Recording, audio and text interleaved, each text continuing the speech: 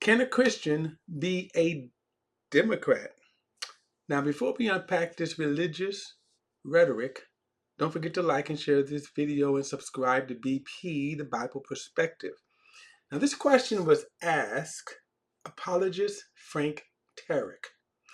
Now, if you don't know who Frank Turek is, he's a well-known Christian apologist. Now, apologists are trained thinkers to defend the faith. The closest thing I can relate to would be a formal debate, those who participate in formal debate. Apologists are trained to defend the Christian faith, so they are thinkers and they can not only give a defense of their faith, but they are also can challenge their opponents. Frank Turek is well known for his book, I Don't Have Enough Faith to Be an Atheist, in which he again makes an apologetic defense. Now, I knew a lot of his apologetics and used to watch and enjoy them. What I didn't know about Frank Turek was he was very close friends with the late Charlie Kirk. In fact, he was present the day of his passing. Now, the reason I bring that up is because, like many white evangelicals, they've sort of come out of the closet in favor of their white defense, their whiteness, their white culture, their pride of being white, which is the same as what you find in white conservatives. You hear it on Fox News every day. Well, a lot of white Christians aligned with that ideology. So what you find is they're tired of talking about racism. And so they try to dismiss the reality, the truth, the history of racism. And not only that, but they now try to flip the script. White people are not racist. It's black people who are the racists. Black people are the ones that's continuing the problem. All of that racist stuff was hundreds of years in the past. We've moved on. They're lying, but this is what they teach. Of course, what's surprising, of course, is when Christians, those who claim to have biblical values, they claim the higher moral platform of the Bible, and yet they're no different than their secular counterparts. And so people like Charlie Kirk exploited that the same as when Nixon's Southern strategy, when after the passage of the 64-65 Civil Rights Act, one that Charlie Kirk said was horrible, the Southern strategy reached out to those disgruntled whites who were mad, white people who were mad of this passage of taking segregation away and making blacks equal. They no longer would openly say the N-word, and they took off their, Klan sheets, and they would use more careful language. We called it coded language. Now, Charlie Kirk exploited that. For example, Charlie Kirk said that the Civil Rights Act was horrible. Or, I'm sorry, he said Martin Luther King was a horrible person. The Civil Rights Act was bad for America.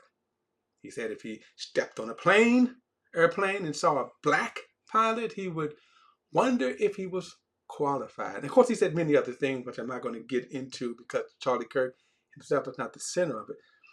The reason I brought that up, made those points, was Frank Turek's close friendship with Charlie Kirk. And then, of course, statements that he has recently said, which he might say in this video, shows that he thinks like Charlie Kirk. In other words, he's in perfect agreement, perfect alignment. Now, when the question is asked, can a Christian be a Democrat? Immediately, Frank Turek should say that's not an issue of salvation.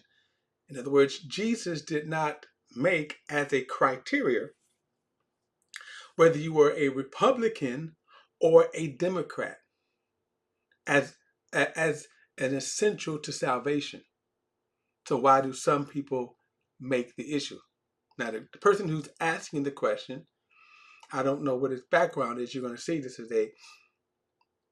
an audience, and I don't know what exactly the audience is. I don't know if it's a college campus or a church or whatever. But clearly, this is something that, again, you find among conservatives, white evangelical conservatives, and all of this equals white nationalism.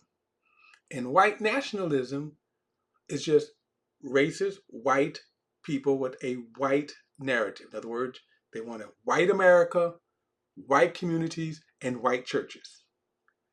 And so Charlie Kirk exploited that. Even if he wanted to say that he wasn't a racist, he certainly exploited that because, again, he had a great platform because of it. Frank Turek was his close friend. And so therefore, he's closely aligned with a lot of that rhetoric. So let's get into the video. I'm going to unpack the video, and now what I'm going to do is I'll unpack it as we go. The video is about 6 minutes long. Here is the title of the video: Can you be a Christian Democrat? Now we're going to deal with his points that he's going to make. Okay. So, and let me also say this, that he's a popular video. YouTube may interrupt with ads. If they do, we will scroll through them as fast as we can. So here we go. My question is, can you truly be a Christian and support the ideologies of the left wing of America? So he's going to bring up some of those ideologies. I'm going to tell you right now the answer should be this is not a Christian issue. And I'll explain why the hypocrisy from Republicans, from conservative Christians, right off the bat is that they believe the same ideologies. So, for example, they're going to tell you that abortion is bad. How can you be a Christian and support murder? Well, then how can you be a Republican and how can you be a Christian and support the Republican platform? They believe in abortion in case of rape, incest, and the life of the mother. But let's go on. Let's continue. Okay. Sorry. I think we're about out of time. I'm not trying to be divisive here. There are certainly some things that Christians can disagree over politically. And it's true that no party has everything right. Okay? We can agree on that, right? Yes. When Jesus was going after the politicians, who were the politicians of his day? The Pharisees. Some of them were on the Sanhedrin. In Matthew 23:23, he says to them. Now, let me stop because here is, to me, the false fallacy. When he brings up the Pharisees, now he's correct. There were two main groups of the Sanhedrin. There were a couple others, but there were two main groups of the Sanhedrin. One was the Sadducees and the other was the Pharisees. The reality is that the Pharisees would be more aligned with the conservatives today. Why? The Pharisees were the more religious. In other words, they adhered to the law of Moses. They boasted in obeying the law of Moses, the precepts, the commandments, and the traditions of the law of Moses. They were the more conservative of the group. And so when you look at today, and one reason why that Jesus blasted them, he's getting ready to cite out of Matthew 23, is because they do know the law and yet they violate it. The same as Christian conservatives today. Now, the Sadducees would be more of the progressive, the liberals, the left, right? While the or the Democrats, right? They were the largest of the group, but yet they had some strange beliefs. They believed in the law of Moses, but didn't believe in angels. They believed in the law of Moses, but didn't believe in the resurrections. And, what law were they reading? So they would be more of a liberal side. So while he is using the Pharisees to try to paint the Democrats wouldn't align a lot of their ideologies with the Pharisees. However, the Christian right, the conservative Christian movement, the Christian nationalists, they would. So this passage would be more talking to people like Frank Turek than when they would be the leftist right. You've neglected the more important matters of the law. You're tithing your spices, but you're neglecting the more important matters of the law, justice and faithfulness. You should have practiced the former without neglecting the latter. In other words, you should have tithed your spices, but you shouldn't have neglected the big things. What is the first right all of us have as human beings? The right to life. The right. So let's stop for a moment now. He's getting ready to bring in abortion, right? All right, and as I just said, Republicans, conservatives support abortions in case of rape, incest, and the life of the mother. Are those babies okay to unalive? Secondly, think about what our president just did, who bombed boats, Venezuelan boats, right? Is that okay? He's talking about the right to live. But remember, and acknowledge that he's focusing on abortions, killing babies in the womb. All right. Life is the right to all other rights. If you don't have life, you don't have anything. So any political party that does not support the right to life, at least better than the other political party. Stop. That's manipulation now. That's moving the goalposts. Notice he said this. Better than. Well, wait a minute. Life is life.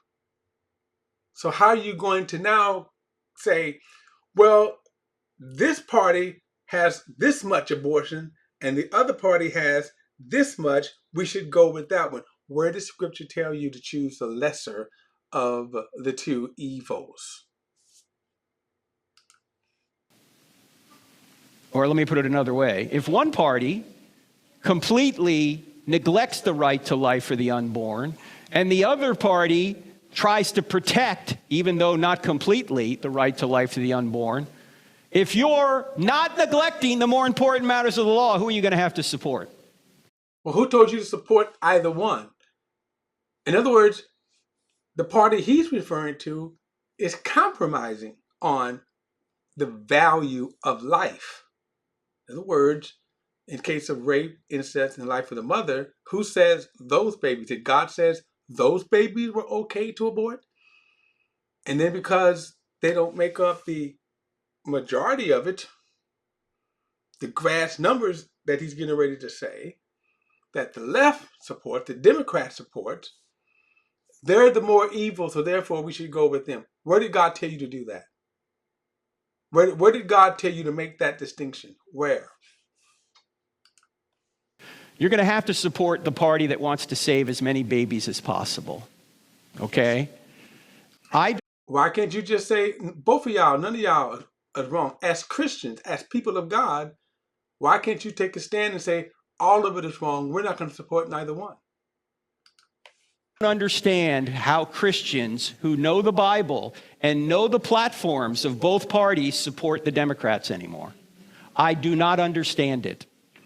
I don't understand how, as a Christian, you can support either party, but what you're trying to align yourself with, I don't understand how you could be a Republican and support a lot of the policies of the Republican, as if God is the one that's making this choice. If it's God, that the Republicans are on God's side. Let me just make this statement right here. Politics, both sides are the opposite sides of the same evil coin. You're aligning with the evil of politics, not the Bible and not morality. Please explain it to me. Because we've gone from merely allowing abortion in the Democratic platform to now paying for it, all the way up to the moment of birth. How does anybody support this? I don't know how true that is. And it's certainly, I'm going to say it's not the norm. And I'm certainly going to be careful here because I'm not defending either side. My criticism is more for the people who claim to have the biblical superiority. Okay? Both are wrong. How can you support any amount of abortion or in any case of abortion? You say, oh, well, Trump has nasty tweets. Yeah, he does. Trump's a narcissist. Okay. I get it. But when you weigh everything out, as much as you might have to hold your nose to vote a certain way, you realize that there is no way I can support the butchery or the mutilation of the genitalia of children. Well, it's not a straw man argument. It's using the argument. Trump supports abortion in case of rape, case of rape, incest in the life of the mother. So again, I ask the question, are those babies okay to be aborted? Which is another issue that shouldn't be a debate among Christians. How can you support that? You know, Charlie and I did a event at a church in Tucson just before the election. And, you know, politics are messy. You don't get everything you want. You just don't, right? And at one point, I had a question, and I said, look, I understand you don't like President Trump. I get that, okay? He's not my favorite personality either, all right?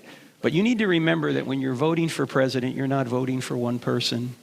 You're voting for 5,000 people to go to Washington and implement an agenda, implement a platform. And you need to look at that agenda. You need to look at that platform and say, which is the closest to Christian values? So let me again, that's a fallacy. And by the way, this is why the Christian right jumped into the political arena back in the 50s and 60s. The misguided notion, and to say, let's choose a platform. Now, who is closest to our platform? I'm going to say, how are either parties closer to biblical values? And let me also remind you that you go back to the 50s, what was behind a lot of the Christian right was racism, the support of segregation. Okay? So when you say that we're going to now fight to save aborted babies, here's the clapback. You're not even fighting to save babies that are alive. You're not fighting to save children. But I digress. Are you going to get everything? No. But are you going to get the most important things? By the way, what is the number one responsibility of government? To protect innocent people from evil. That's what Romans 13 is all about. Protect innocent people from evil. If you're not doing that, you're an illegitimate government. And what did the Biden administration do? They opened the borders. And they allowed sex traffickers. You know we have 300,000 missing girls in America who we... Well, this building, I don't know when this tape was made, okay? I don't know when this tape was made. I'm gonna assume, because the date on it is it's posted a day ago, 2 days ago, something like that. I don't know when the actual tape was made. And I think it was certainly made within the last, 3 months. Okay. But again, you're giving the wrong information to fit your narrative. So most of the people that came across the border were looking for a better life. Now, did the Biden administration, I think, mishandle and let it get out of hand? Absolutely. Absolutely. But you remember, Trump planted the seeds of immigration back when he ran in 2016, when he said Mexico is sending their worst, right? And I guess it also meant South America sending their worst. And so if you are going to sit up and demonize a group of people, okay, if you're going to demonize a group of people, and this is always funny to me, so immigration isn't a problem because Trump brought in South Africans. He brought in South Africans, paid, full and paid. Those immigrants were okay. He actually went out and got them, paid for them to come in. So when you get into this argument right here, and you want to bring in the Bible to say who's just, well then be biblical. You're not being just. You're being very, very one-sided. Very, very one-sided. Okay, let's go. Are now sex trafficked. You know, I was talking to a guy. I think they're claiming I may be wrong on this. I think, aren't they claiming they found some of these women? And by the way, again, you're being disingenuous because the majority of the people who are sex trafficked are not by illegal criminals. So who is the majority of the people that is being sex trafficked, being kidnapped, taken away? It's not illegal because by now, hasn't Trump put a significant dent in the immigration problem? So who are you talking about right now? That works in the National Security Division or for the National Security Advisor, which is Marco Rubio, and this is unclassified, so I met this guy standing under Air Force 2 a couple of weeks ago when J.D. Vance came to take Charlie's body back to Phoenix. And we got talking, and I said, what's keeping you up at night?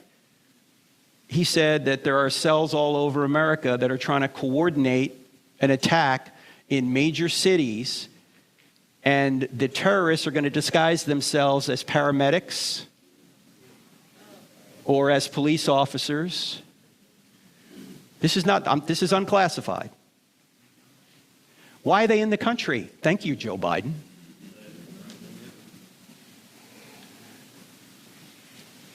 If you're not protecting innocent people from evil, you're not. Well, first of all, Joe Biden, what he's talking about, Joe Biden has been out of office at the point of this a year. And as I said, hasn't Trump made a significant dent in deporting illegal criminals? Isn't what this claim to fame is? See, this is rhetoric that he's exploiting, that he's kind of feeding the narrative in people. Trump's been president for over a year, and he's talking about Biden. Why don't you tell us what Trump is doing right now? Why don't you give us the result of what Trump is doing? In your job. And so, do I like everything about the Republican Party? No. In fact, I'm not a Republican, I'm a Christian. Yeah, amen. And if 20... First of all, they all say that. I'm not a Republican. Actually, you can say I'm an independent. But you talk like a Republican, you vote like a Republican, so. From now, the Democrats have a better platform than the Republicans, I'm voting Democrat. I don't care what the label is. Actually, he won't. I refute that wholeheartedly. He absolutely won't. I'm looking to protect innocent people from evil. That's the role of government. But when the government starts doing evil, sorry, you guys over here are the Democrats because you're on my left. I'm sorry, okay?